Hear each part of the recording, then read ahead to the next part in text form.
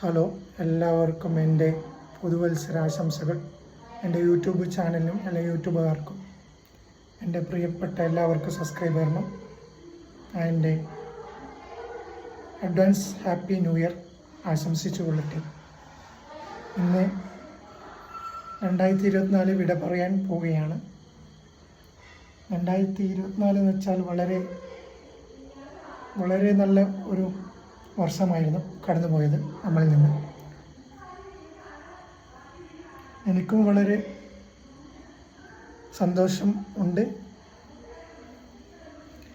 ഈ വർഷം വളരെ നല്ലപൂർവ്വം വിനിയോഗിച്ചു.